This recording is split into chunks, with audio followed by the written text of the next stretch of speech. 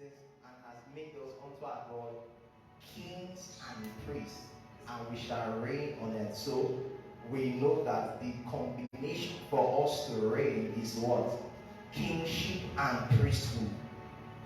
The way by which the way by which you subdue nations is these two. That's the formula.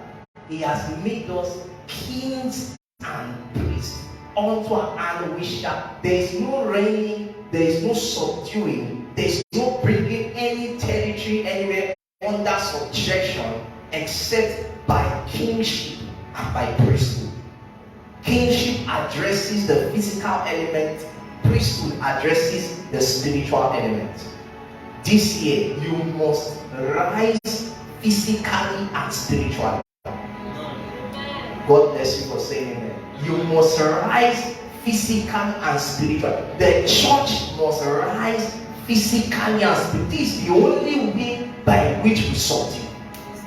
If we only stay in the area of priesthood and we are praying and all that, we will be relevant in the things of the spirit, but in the physical, things will suffer. The formula has always been that of a king and a priest. If you look at every reign of the kings of Israel, where there was such dominion of the Israelites, where they were feared across the land, you will find out that there was a recognized God-ordained king and there was a recognized God-ordained priest. That's the formula. Now, the beauty of the New Testament believer is that you are both. That's it. You are both. You are both. There is nothing like I'm not too spiritual. You are a priest and you are a king. You have been given authority to navigate in the physical and navigate in the spirit. That's why the veil was torn from top to bottom. That there is no more special requirements like in the days of the Levitical priesthood, where you must be from the tribe of the Levites, where you must go through certain processes of purifications physically and all that. But now you have been given access to legislate in the spirit, to legislate physically. So you must decide. It's now left to you to decide.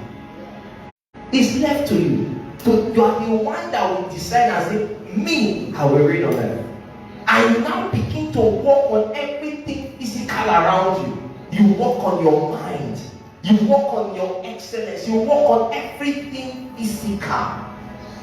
When the king wanted people to stand in the palace, before Daniel got to the position of influence, the specifications were very clear.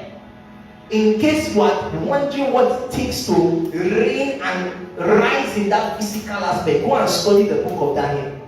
Because Daniel is a perfect example of someone that feared God, that rose. His own was very clear. Joseph is a beautiful example, but Joseph was so miraculous that just from the prison to the palace. That can happen. But if you want a systemic way, a very clearly laid out procedure on how to rise in the study the book of Daniel. Because the thing was that the king said, I want this kind of people that are learned in this and that. So already you know that if you are not learned in some things, there's no rising. That's the truth. You begin to position yourself to places where it's not.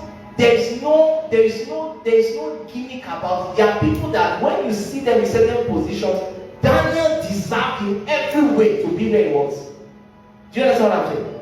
We are at a point in the world where, because the world is trying to belittle, ridicule the church in every possible way, and you have to rise beyond any hindrance, any limitation. That when you are occupying a position, when you are speaking from a place of authority, everybody, devil and man, knows that you have the right to speak from them. Do you understand what I'm saying?